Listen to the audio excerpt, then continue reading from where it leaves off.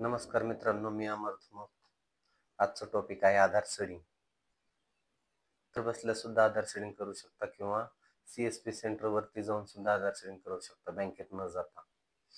चला तर आपण आधार सीडिंग कशी करायची हे पाहूया. सर्वप्रथम आपण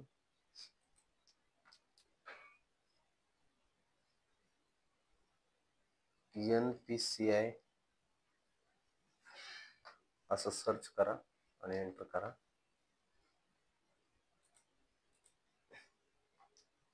या पेज ओपन झाल्यानंतर सर्वप्रथम national payment corporation of India अशी वेबसाईट ओपन होईल. याला क्लिक करा.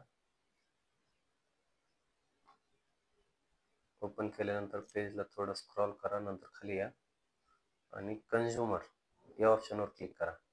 त्याच्यानंतर इथे तुम्हाला भारत आधार सीडिंग इनेबल हे ऑप्शन दिसेल. यावर क्लिक करा. एकदा नाही झालं तर डबल क्लिक करा.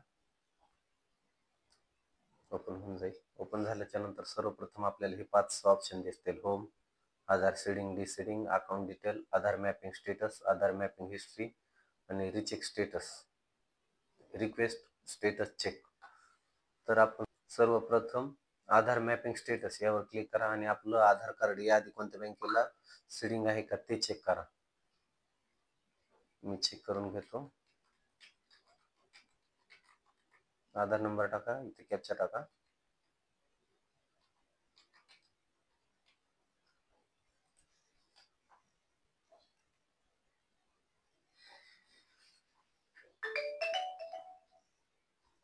OTP आल्याच्या नंतर OTP टाकून घ्या आणि कन्फर्म या ऑप्शनला क्लिक करा. जर तुमचं आधार सीडिंग असेल तर इथे इनेबल फॉर DBT असं ऑप्शन येईल आणि खाली बँकेचं नाव येईल आणि कधी झालं त्याची डेट सुद्धा येईल. तर मित्रांनो, इथे इनेबल असेल किंवा इथं जर डिसेबल असेल तुम्हाला, तर तुम्ही नंतर या आधार सीडिंग या ऑप्शनवर जायचे. किंवा तुम्हाला जर चेंज करायचं असेल, याआधी महाराष्ट्र बँकेत आहे, आता दुसऱ्या युनियन बँकेत करायचे किंवा महाराष्ट्र ग्रामीण मध्ये करायचे. आणि हा video bank of Maharashtra, Maharashtra Gramin, bank of Baroda, यानंतर Punjab national bank, central bank of India, Punjab and syndicate, Indian overseas bank, Maharashtra Gramin bank, union bank of India या बँकेतील सर्व ग्राहकांसाठी उपयुक्त ठरणार आहे. चला तर मित्रांनो, व्हिडिओला सुरुवात करण्याच्या आधी या चॅनलला सबस्क्राईब केलं नसेल तर सबस्क्राईब करून घ्या, म्हणजे अशाच नवनवीन अपडेट आपल्याला लवकरात लवकर मिळून जातील. सर्वप्रथम आपण आधार सीडिंग किंवा जर आपल्याला फ्रेश आधार सीडिंग करायची असेल तर आपण आधार सीडिंग या ऑप्शनवर क्लिक करा. इथे आधार नंबर टाकून घ्या आणि इथे आधार सीडिंग या ऑप्शनला क्लिक करा.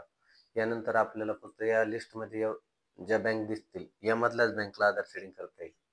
अदर बँकला सध्या तरी नाही आलेली, यानंतर बँक येणार आहेत.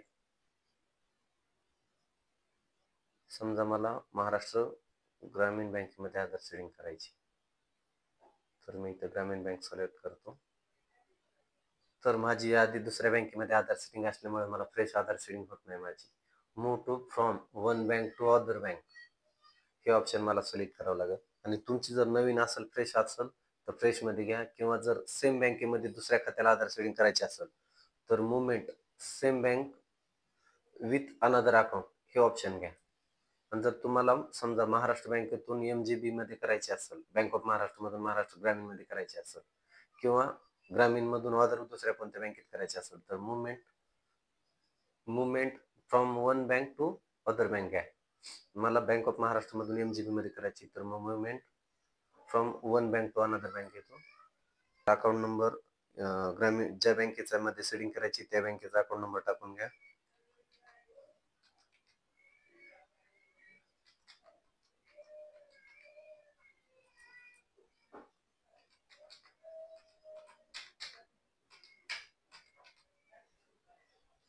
यानंतर इथे क्लिक करा या चेक मार्कला, इथे कॅप्चा टाकून घ्या आणि सबमिट करा. तुम्हाला एक OTP येऊन जाईल.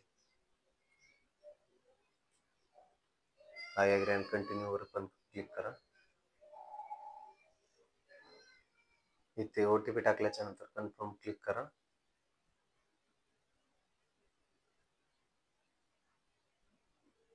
आपल्याला इथे एक नोट येईल. पूर्ण नोट वाचा आणि नंतर आपण कन्फर्म यावर क्लिक करा. आपल्याला इथे सेडिंगचा नंबर पण सेडिंग नंबर पण येईल आणि आपली रिक्वेस्ट प्रोसेसमध्ये राहील. ही प्रोसेस पूर्ण झाल्याच्या नंतर आपल्याला